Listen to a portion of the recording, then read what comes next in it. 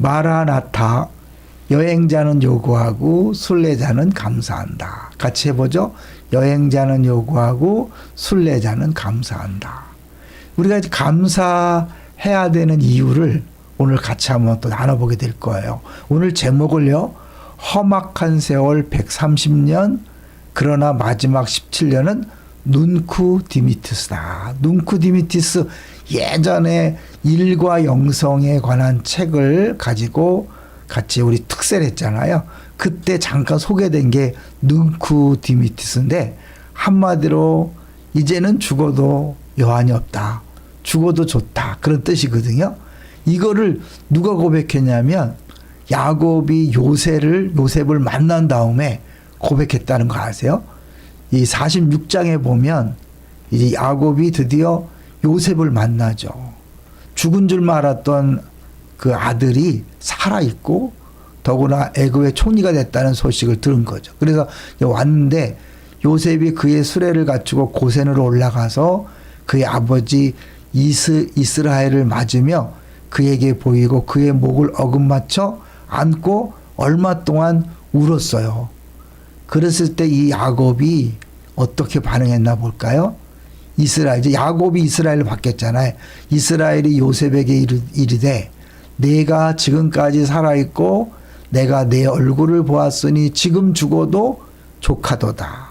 이거를 표준 세번역에서는 이제 죽어도 여한이 없다. 공동 번역에서는 이제는 죽어도 한이 없다. 영어 성경 주로 now let me die. 이제 나도 죽어도 괜찮다. 그런 거죠. 얼마나 기뻤는지 아시겠죠? 이 야곱이 더할 나위 없는 기쁨을 맛봤기 때문에 이제 죽어도 괜찮다. 여한이 없다는 거죠. 근데 이 말이 사실은 똑같진 않지만 이 예수님을 기다리던 시므온이 찬양한 내용이에요. 누가복음 1장과 2장에 보면 이제 4개의 엄청난 찬양이 나오는데 그 중에 하나 시므온이 노래한 내용이 나와요. 그 시므온이 하나님 약속을 받았죠. 메시아를 네가 만나게 될 것이다. 그래서 그 메시아를 기다리다가 아기 예수님을 만난 거예요. 예? 그래서 이거를 누가 그림을 그렸죠. 이렇게 아기 예수님을 이렇게 안으면서 하나님이 약속을 지키셨고 이제는 내가 이제 죽을 때가 됐다. 이제 약속을 내가 끝까지 붙들고 소망 가운데 기다렸다가 예수님을 만났으니 이제 나는 죽어도 된다. 라고 한 것이 눈쿠 디미티스예요. 이게 이제 엄청난 찬양으로 계속해서 불리는 것을 알 수 있죠. 여기서 우리가 한번 생각해 볼 수 있는 건 뭐냐면 우리들도 지금 사실은 매 순간 눈쿠 디미티스를 외치며 살아갈 수 있다는 거죠. 제목 얘기했죠. 험악한 130년. 이건 뭐냐면 야곱이 바로와 만났을 때 바로가 묻죠. 내 나이가 얼마냐?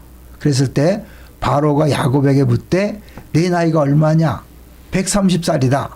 그러나 우리 조상에 비해서는 얼마 안 된다. 그런데 험악한 세월을 보내었다. 이 험악하다는 단어가요. 악이란 단어예요. 그러니까 악한 시간을 보냈다. 슬픈 세월을 보냈다. 고통스러운 세월을 보냈다라고 그렇게 이야기한 거죠. 왜냐하면 뭐 사랑하는 요셉이 갑자기 죽었다 그러고 계속해서 어려움을 당했으니까요.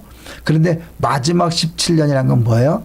이제 야곱이 130세에 애굽으로 와서 그때부터 이제 죽어도 여한이 없다 그랬는데 17년을 살아요. 그 17년 세월이 얼마나 행복했을까요? 그래서 17년은 매 순간 눈쿠 디미티스죠.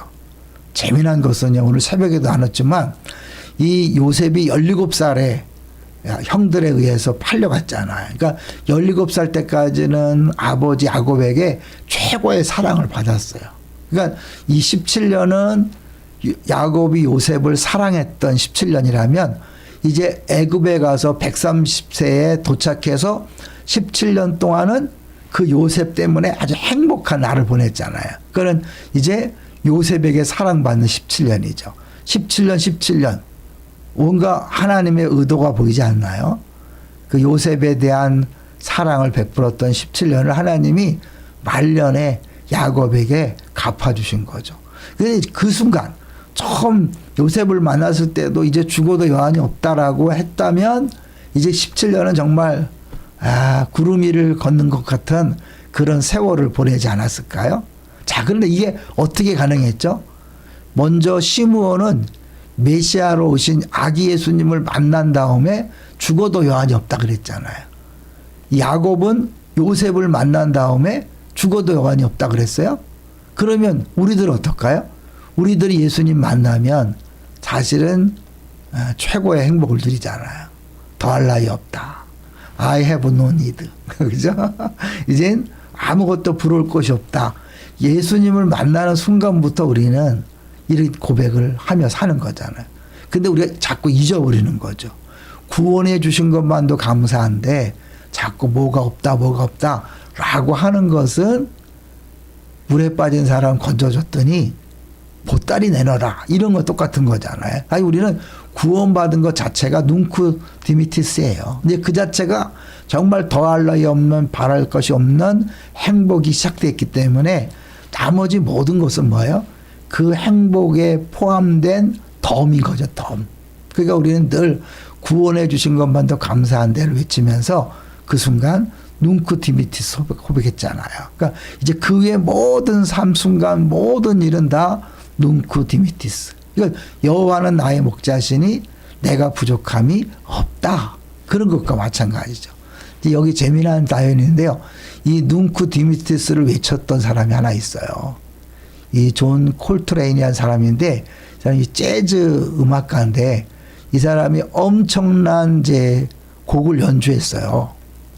콜트레인이 매우 뛰어난 솜씨로 연주를 해서 무대에서 내려왔을 때 색스폰을 내려놓고는 눈쿠 디미티스라고 말 한마디 했다는 거예요.